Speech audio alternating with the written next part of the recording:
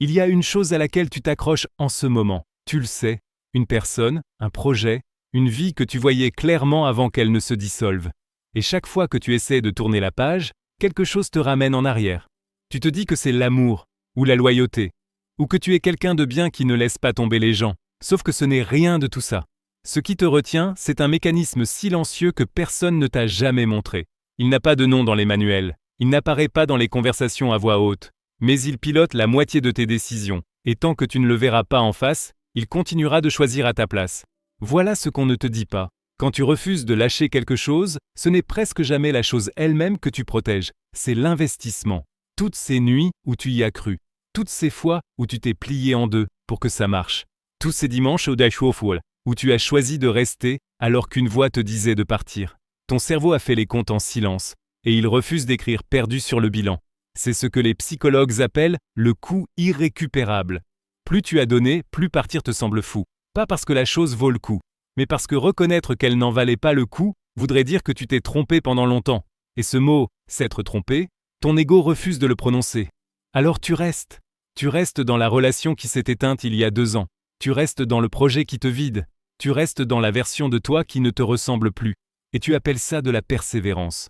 Sauf que ce n'est pas de la persévérance. C'est de la peur déguisée en vertu.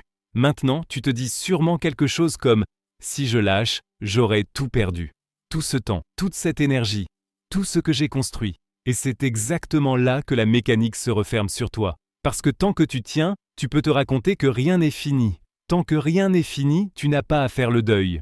Tant que tu ne fais pas le deuil, tu n'as pas à regarder en face ce que tu sais déjà. Et puis un jour, quelque chose bascule. Pas un grand événement, pas une dispute, pas une révélation spectaculaire. Juste un instant minuscule. Tu es dans ta cuisine, l'eau bout, tu regardes la fenêtre, et tu comprends. Tu n'as jamais tenu à cette personne. Tu n'as jamais tenu à ce projet. Tu n'as jamais tenu à cette vie. Tu tenais à la version de toi qui y croyait encore. C'est ça le vrai poids. Ce n'est pas la chose qui te manque, c'est qui tu étais quand tu y croyais.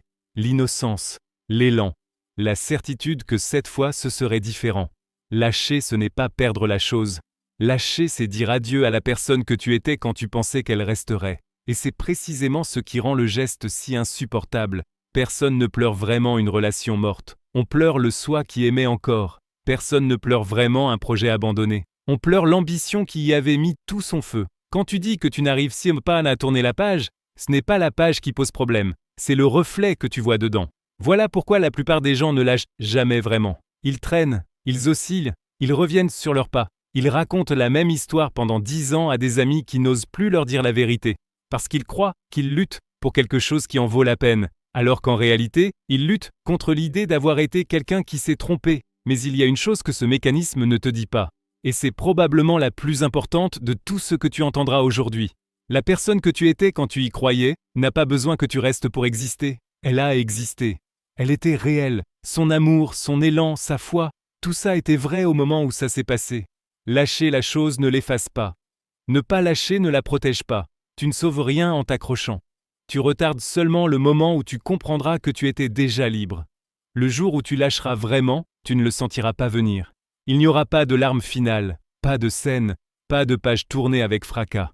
Juste un matin ordinaire où tu réaliseras que la chose ne pèse plus, que tu n'y penses plus au réveil, que ton corps a enfin cessé de retenir ce que ton cœur avait déjà laissé partir depuis longtemps.